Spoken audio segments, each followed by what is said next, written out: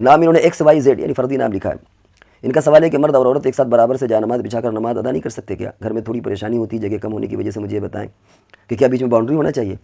مطلب ہے کہ اگر دو جائے نماز کے بیچ میں ایک جائے نماز کا گیپ کر دیا جائے تو کیا نماز ادا ہو جائے گی؟ اور کتنی عمر میں یہ حکم ہے، یعنی بچہ کتنا بڑا ہو، وہ بچی کتنی بڑی ہو جو، یا عورت جو ہو کتنی بڑی ہو، وہ 12 سال ہو کیا نہ ہو؟ ان کے دو مسئلے ہیں. ایک مسئلہ تو یہ اصل میں یہ مسئلہ محاذات کا کہلاتا ہے. محاذات میں کیا ہوتا ہے کہ اگر مرد کے بغل میں کوئی عورت کھڑی ہو جائے تو اس کی نماز ٹوٹ جاتی ہے، لیکن اس کے لیے شرائط ہیں. ایک شرط تو اس میں یہ ہے کہ مشتہات عورت یعنی کم سے کم 10 11 12 سال کی ہو، 12 سال کی ہو کم سے کم. یہ مسئلہ انہوں نے بعد میں پوچھا ہے، تو وہ تو عمر 12 سال کی جس میں بچی میں شہوت پیدا ہو جائے. یہ مسئلہ کلیئر ہو گیا. دوسرا مسئلہ جو ٹوٹنے میں ہوتا ہے وہ یہ ہوتا ہے کہ تحریمہ متحد ہو. تحریمہ سے مراد یہ کہ باقاعدہ مرد امامت کر رہا ہو اور عورت اس کی اقتداء میں نماز پڑھ رہی ہو، وہ مقتدی ہو، تب نماز ٹوٹے گی.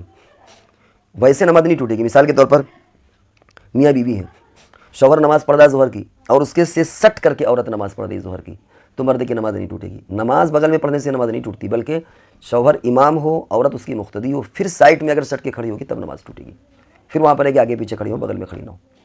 تو اب آپ کی الجھن ختم ہو گئی ہوگی کہ یہاں نہ باؤنڈری کی ضرورت ہے نہ جائے نماز کے فرق کی ضرورت ہے. وہ چاہے بدن چھوا ہوا ہو تب بھی نماز ہو جائے گی.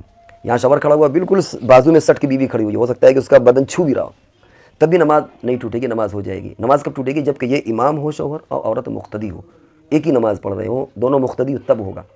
لیکن اگر شوہر اپنی نماز پڑھ رہا ہے، وہ اپنی یہ فرض وہ سنت پڑھ رہی ہے، یا یہ ظہر وہ کوئی اور نماز پڑھ، یا دونوں ظہر پڑھ رہے ہیں، دونوں فرض پڑھ رہے ہیں، لیکن یہ امام نہیں ہے، وہ مقتدی نہیں ہے، تب بھی نماز نہیں ٹوٹے گی. تو اب اس طرح آپ گھر میں آگے پڑھیں، عورت پیچھے پڑھے، نماز بغل میں پڑھے، کوئی فرق اس سے نہیں پڑتا.